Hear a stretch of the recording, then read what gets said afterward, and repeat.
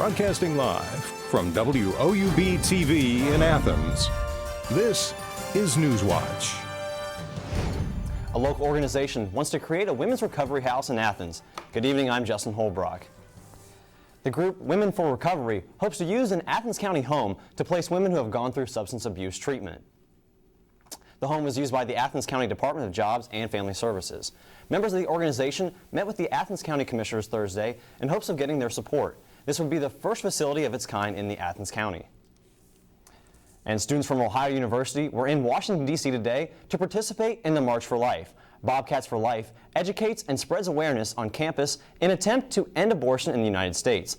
The club is in its third semester and had 2 students travel together to D.C. and march with people from around the country. Ashley Law is a member of Bobcats for Life and had to stay behind because of classes, but thinks it's important to participate in the march. March is really important to have every year, I think, for multiple reasons. I think one is just for kind of a memorial and to remember all the babies who have lost their lives from abortion, but also just to let society and the government know we're not going to stay silent about this injustice that is going on. We'll have an up-close look at the event in Washington later on in the show. And a report on the financial health of Athens County is out. Athens County Auditor Jill Thompson says the state auditor gave the county a positive outlook in 12 of 17 financial indicators. The county did receive a cautionary outlook in 4 indicator areas, including a decline in the balance of the county's general fund and older capital assets. Thompson says in a news release, the report will be a useful tool for managing public funds. And mark your calendars, we now know the dates of Athens' 3 biggest Spring Fests. The International Street Fair and Numbers Fest won't coincide for the first time in recent years. Numbers Fest will be held April 21st through the 22nd at the venue off Route 56. Meanwhile, the International Fair will be held on April 15th. The council announced they will close Court Street from Washington to Mulberry for the event. Athens County Beautification Day will also be held in April on the 9th.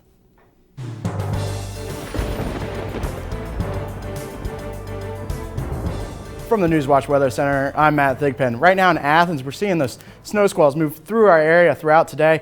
Right now we're at 30 degrees, winds out of the west at 10 miles per hour. It's a little gusty out there. We got wind chills down in there in the lower 20s. Actually, here in Athens, we're seeing wind chills close to 20 degrees. But across our region, temperatures right now, 28 in Columbus, 29 in Chillicothe, 30 again down in Ironton. Man, 30 here in Ironton and 30 in Athens. Man, those are the warm spots today. Jackson, 26 degrees. Across our region, there's those wind chills. Those gusty winds continue across our region. Snow showers and squalls move throughout our region. Especially if you're heading out to those high school basketball games tonight, be careful out there.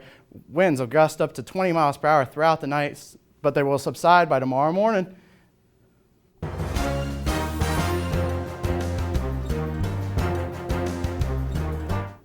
The Ohio Attorney General's office is appealing a federal judge's decision declaring Ohio's new lethal injection process unconstitutional. State lawyers have argued the method is constitutional and similar to a system Ohio used several years ago. The judge also barred Ohio from using the 2nd and 3rd drugs in the protocol that paralyze inmates and stop their hearts. Bankruptcy filings are down in Ohio for the 7th consecutive year, falling nearly 10% last year. This follows a national trend in which bankruptcy filings declined by about 6%. Personal bankruptcies typically stem from issues such as job loss, divorce, foreclosure, and medical bills. Unemployment rates are on the rise in a number of West Virginia counties, but on the decline in others. Rates rose in 20 of the state's 55 counties in December, fell in 31, and stayed the same in 4. Jefferson County's 2.6% unemployment rate was the lowest in the state, while Calhoun County had the highest rate at 12.4%. The city of Huntington is laying off nearly 7% of its workforce and cutting $2.6 million from its budget. Mayor Steve Williams says 11 of the 24 employees losing their jobs are police officers and 7 firefighters. Nearly all are recent hires. 6 civilian employees in the police department are also being let go.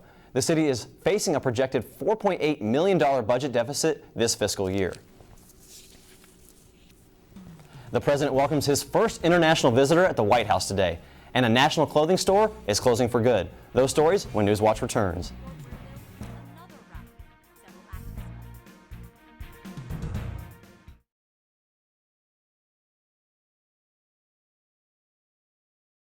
University students really have a huge sense of pride in our campus, in our school, and in our education. People don't come to Ohio just to go to college. They come here to become a Bobcat. It's a really unique atmosphere. Bobcat pride is having that natural camaraderie. Bobcats are just happy to be Bobcats.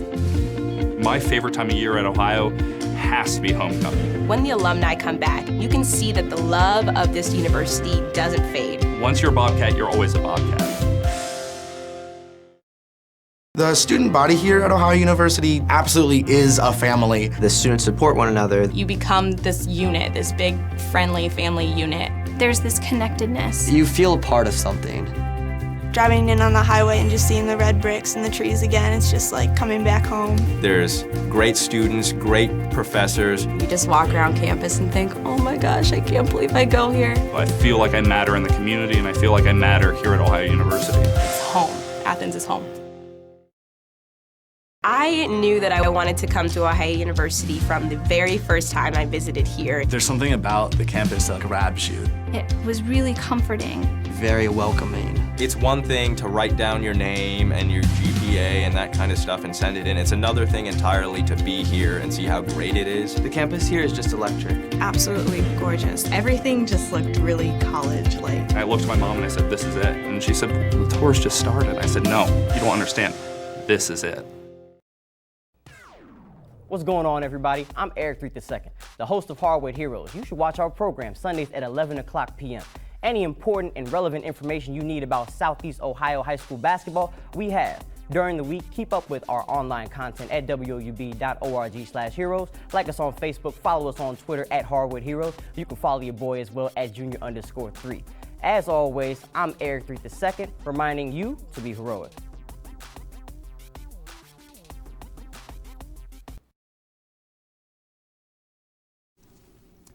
The annual anti-abortion demonstration March for Life gathered today in Washington, D.C. and was greeted by some high-profile speakers. Today's march comes as President Donald Trump is considering who to nominate for the vacant seat in the Supreme Court. Kristen Holmes has the report from Washington.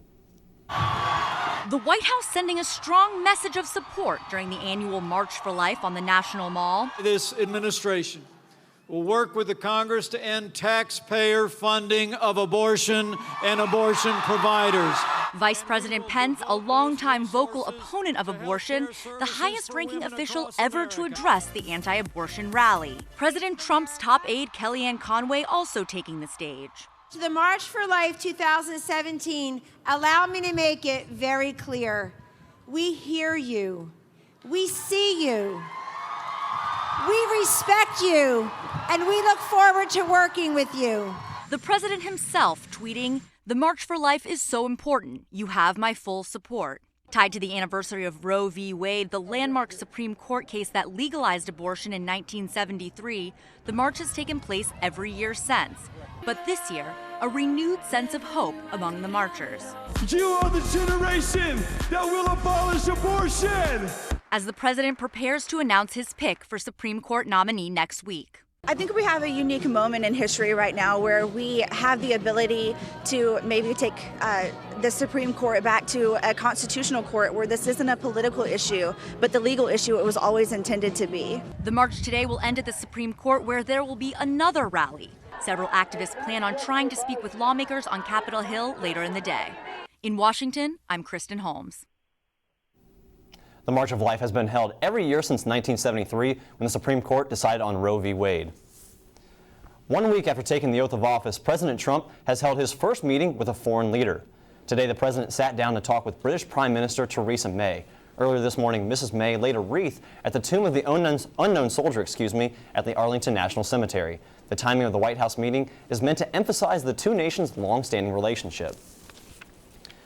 Another teen retailer is closing up shop. Wet Seal announced it's closing all of its stores and laying off its workers. In a letter to employees, company officials say they were not able to raise enough funds or find a buyer to stay open. The chain has 171 stores in 42 states. Wet Seal has stores in both the Easton Mall in Ohio and Huntington Mall in West Virginia. And on Wall Street today, Dow is down while the NASDAQ is up. Here's a look at stocks of local interest.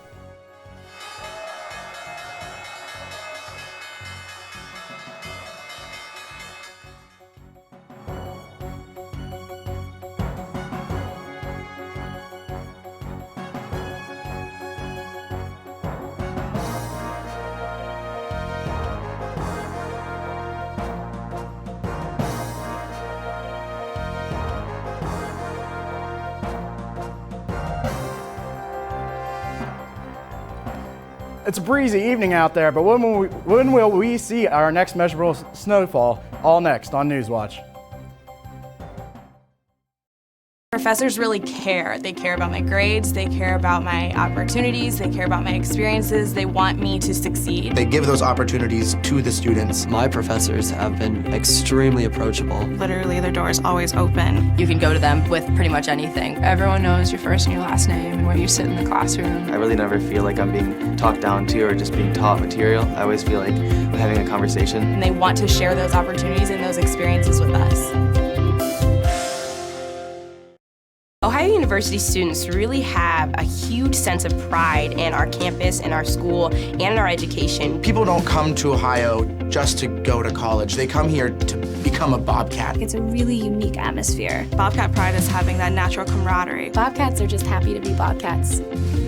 My favorite time of year at Ohio has to be homecoming. When the alumni come back, you can see that the love of this university doesn't fade. Once you're a Bobcat, you're always a Bobcat.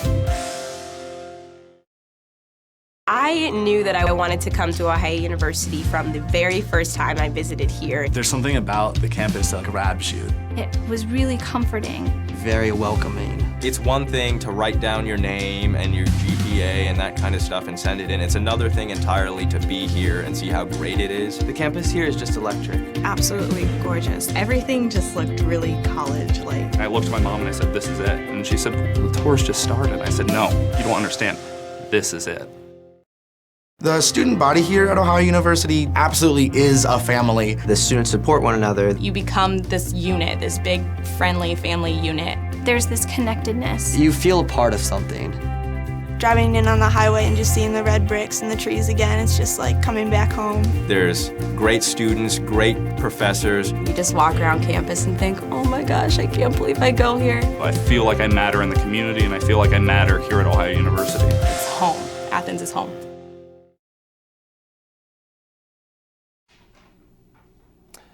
This Sunday, OU's Chinese student organization is hosting a New Year gala. WOUB's Arnold Vanda spoke to a Chinese student on what the New Year celebration is about. The year of the monkey is almost over. Tomorrow, people all over the world will celebrate a new lunar year, the year of the rooster. It's an important year, says Xingji Yan, the programming director of the International Student Union. I know rooster is a very significant animal to Chinese people because very interesting things when you see the map of China, it's a contour. It just looks like a rooster.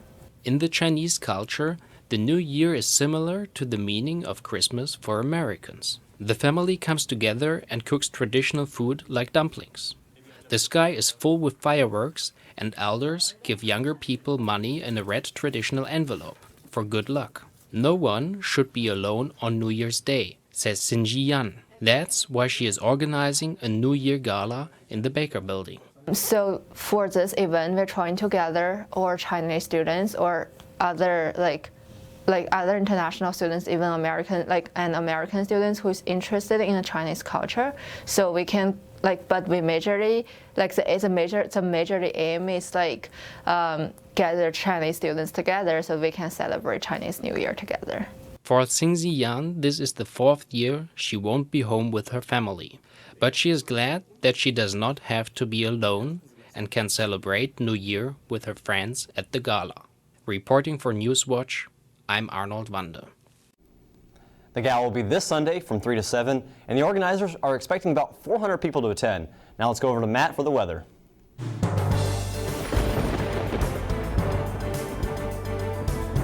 Thanks, Justin. Well, today we saw a high of 33 degrees. Man, we're right where we need to be for January. 35 is our normal high for today.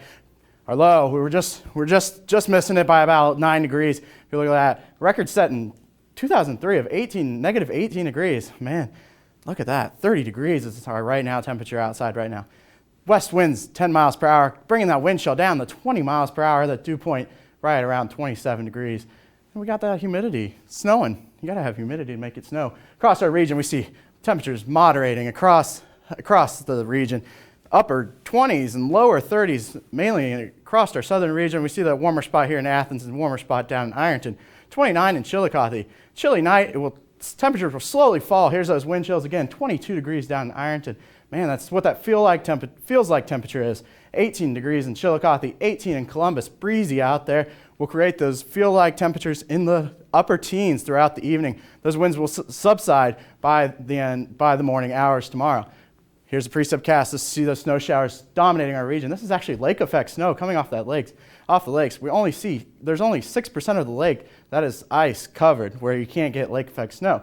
So we got plenty of that moisture coming off the Great Lakes region. Coming up from Chicago, here we go again Saturday. See those early snow showers moving into our region. They'll get out of here by Sunday. Sunday we'll see cloudy skies with return of more snow showers by Sunday afternoon into the evening. Monday brings that another chance of snow showers. Tomorrow's highs look like this: 40 degrees in Ripley, 42 in our warmer spot down here in Ironton, 38 in Athens, 35 in our state's capital of Columbus. Man, we're going to see some snow showers move in tomorrow. We'll just have to keep an eye on that. It shouldn't be as squally as today. Like, just boom, you're just walking and it's like it hits you. It will hit you. 38 tomorrow. Seasonal, finally. Early morning snow showers if you're out there early morning. Early risers, 1 a.m., I'm not going to ask. But if you're coming home from those hardwood games, you might want to be a little careful on the roads. Heading out overnight tonight, 25 in Jackson, 28 down in Ironton, 27. Now as you head towards the mountains here in West Virginia, you're going to see those. We're going to see a couple feet of snow actually move up into the mountains. So be careful if you're heading out there on the West Virginia Turnpike. Hour by hour for tonight, snow squalls continue throughout the evening, 8 p.m. That's 52 degrees. That's way off. 32 should be our 8 p.m. By midnight, we see that cold temperatures move in. 20 degrees by midnight, 26 should be our low by 8 a.m. Tonight, here's that 26 degrees low. Scattered snow showers, breezy conditions across our region. Snowy, squally weather throughout the evening. Weekend outlook looks like this. Saturday, we're looking at 38 degrees, early morning showers again. Breezy conditions move into our area once again. Saturday evening, blow away your umbrellas. You won't need them. Snow showers just blow off. Snow showers continue into Sunday, 35 degrees into the Sunday. Saturday, there's that weekend. AM on Saturday, PM on Sunday, cloudy by Monday. Man, oh man, we don't see the sun until practically Thursday. Friday might bring our next measurable snowfall. Looking for a couple of inches next weekend. How's that looking, Justin? What happened to 50 on Monday? I mean, I guess I'm ready for the snow and for it to pile up, but man, it was nice back then. A new study indicates that the rates at which American women are dying from cervical cancer is higher than experts once believed. Kim Hutcherson has more in today's Health Minute. Women are dying from cervical cancer at rates much higher than previously thought.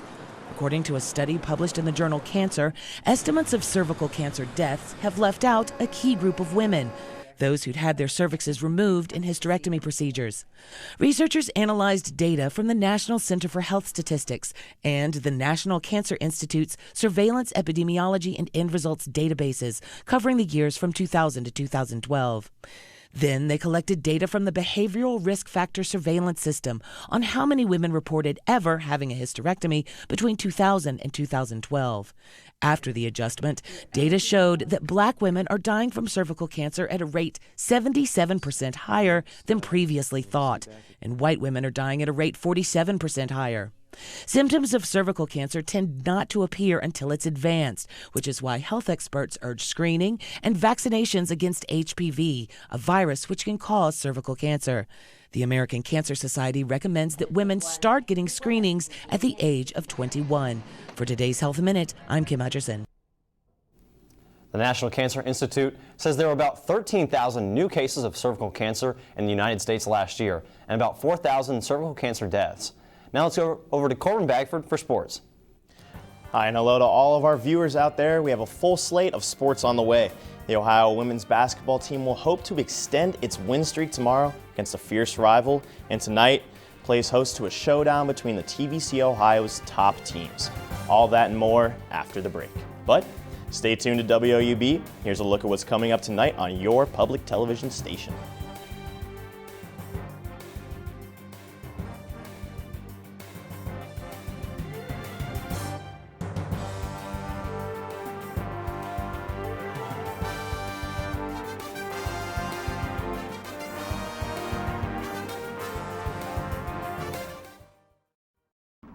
What's going on, everybody? I'm Eric II, the host of Hardwood Heroes. You should watch our program Sundays at 11 o'clock p.m.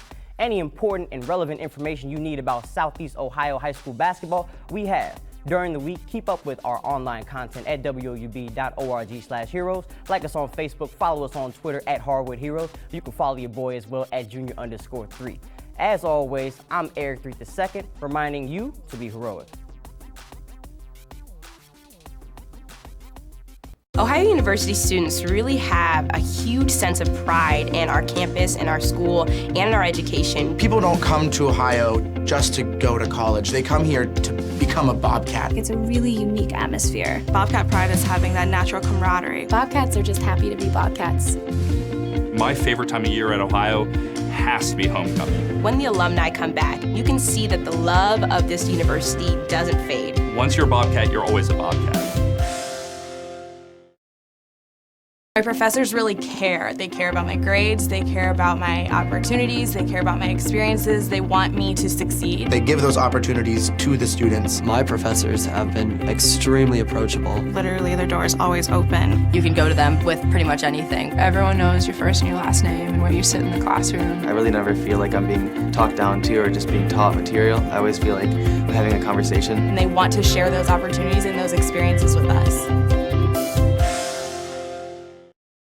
I knew that I wanted to come to Ohio University from the very first time I visited here. There's something about the campus that grabs you. It was really comforting. Very welcoming. It's one thing to write down your name and your GPA and that kind of stuff and send it in. It's another thing entirely to be here and see how great it is. The campus here is just electric. Absolutely gorgeous. Everything just looked really college-like. I looked at my mom and I said, "This is it." And she said, "The tour's just started." I said, "No, you don't understand. This is it."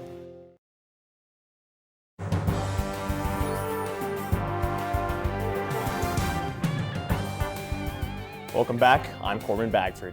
The Ohio wrestling team's solid performance this season has it sitting at third in the MAC, but tonight the Bobcats will face perhaps their toughest test of the season.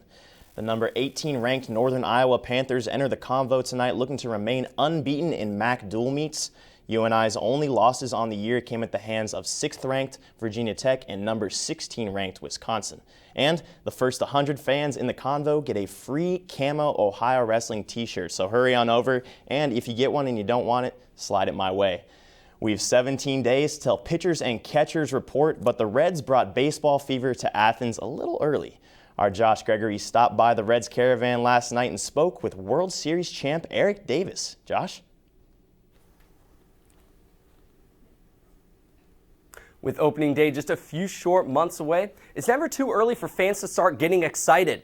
And the Cincinnati Reds caravan made sure the fans in Athens got their daily dose of Reds baseball. And it was pretty evident then, as I was talking to Eric Davis, Jeff Brantley, the Cowboy, just how excited not only the fans were, but the players were to start interacting with fans before the season starts.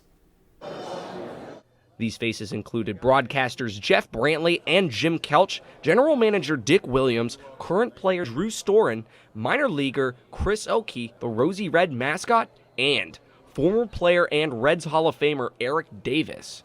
I love doing these type of things because the fans is what makes us. And then by me not being able to play anymore, so I'm working with the Reds, and I've been doing that for 9 years. So when they ask me to do these things and my schedule permits it, I just love traveling around and getting a chance to see some of the old Reds fans and the new ones. And what better way to get fans pumped for baseball than a question and answer and autograph session, all at no expense? It's important to promote baseball everywhere, I think. I've been a Reds fan all my life. And this is, it's Reds country and it's small market baseball. The more they reach out, the more fans they get. The session took place inside the market on State Street. The Cincinnati Caravan makes 17 stops in its 3,300-mile tour through Ohio, Indiana, Kentucky, West Virginia, and Tennessee. And according to General Manager Dick Williams, this is an important part of the preseason. They come to our house and watch us play. In the off-season, it's only fair that we return the favor a little bit. Let's get out and go to their house and see them in their backyard. And Reds country's unique. We have Reds fans, and they spread for hundreds of miles in all directions.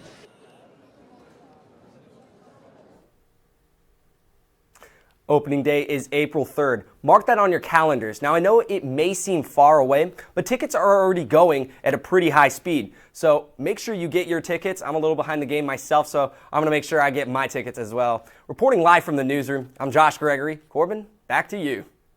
Drew Storm, one of those guys the Reds brought in to help shore up that bullpen that struggled a little bit. And I personally wish we could have talked to Rosie Red, but she's pretty soft-spoken, you know. And while they may not be red, the play of the Ohio women's basketball team has been red hot of late. The Bobcats are in Oxford to take on Miami tomorrow, shooting, no pun intended, for their 4th straight W. At 6-2 in MAC play, Ohio sits atop the MAC East. The Redhawks are near the bottom with only one conference win, but in a rivalry game, anything is possible. The afternoon tip-off is set for 1 o'clock. And on the other hand, the men are working to put the pieces back together after losing reigning MAC Player of the Year Tony Campbell for the season with a foot injury. The Cats have lost 3 of their last 4, but are still a top team in the MAC with a 12-6 overall record. Saul Phillips and his team face a tough road test in Bowling Green on Saturday. The afternoon action between the Falcons and the Bobcats begins at 4. And it's a big night for high school basketball in the Tri-Valley Conference night. The top 4 teams in the TVC Ohio are all taking on one another this evening. The Athens Bulldogs are traveling to Vinton County to take on the Vikings for the top spot in the TVC Ohio, and over in Pomeroy, the fourth placed Alexander Spartans will hope to move up the standings versus the 3rd placed Meigs Marauders. It should be a great night in the gym, a lot of hot hoops action there, but that does it for sports tonight. I'm going to flip it back over to you, Justin. Corbin, speaking of flips, David Bodden has made it into the record books. According to Red Bull, the X Games athlete has become the first person in the world to land a double backflip on a snowmobile. The double backflip is considered the holy grail of freestyle snowmobile cross tricks. 2 different riders have tried the trick at the Winter X Games, but both crashed. Bodden says he has been trying to nail the move for more than 2 years. Still, he says he will not bring the trick to this year's Winter X Games, taking place in Aspen this weekend. Now let's go over to Matt for one last look at weather. Matt, the snow picked up a little bit. Are we going to see more of that this weekend? Well, it seems like our weather's been making a couple black flips. I think we should have a world record, probably 3 times over here. Look at us, 26 here in Athens, breezy tonight. See the squally conditions, scattered snow showers across most of our region, especially in our southern counties. You see that snow increase as you head towards the mountains if you're heading out on the West Virginia Turnpike to get away from this wintry weather. Man, you want to go down to Florida. It's nice and warm down there. Miami's going to get down in the 60s as that cold front moved through today. Saturday looks like this. Early snow showers ending by the afternoon hours, 38 degrees. Saturday evening, you see that low at 26 degrees. It's going to be breezy and cloudy. Tomorrow night, by Sunday, 35 degrees. PM snow showers return for our area. Looking at that extended forecast, 38 again on Saturday, 35 for our high on Sunday. We're seeing those morning lows dip down into the 20s. Those jackets, bus stop, 22 degrees for Monday morning, cloudy skies. We are not going to see the sun for quite some time, but let me step out of the way. You'll see that sunshine poking through there on Thursday. Friday brings our next chance of snow, maybe measurable snow by Saturday, maybe a couple inches. It's looking like maybe a winter storm next weekend, Justin. We'll have to wait and see. Thanks a lot, Matt. That does it for our broadcast this evening. Thanks for watching. I'm Justin Holbrook. Stay tuned for the PBS NewsHour coming up next. And remember, you can find the latest news anytime at woub.org. Have a great night.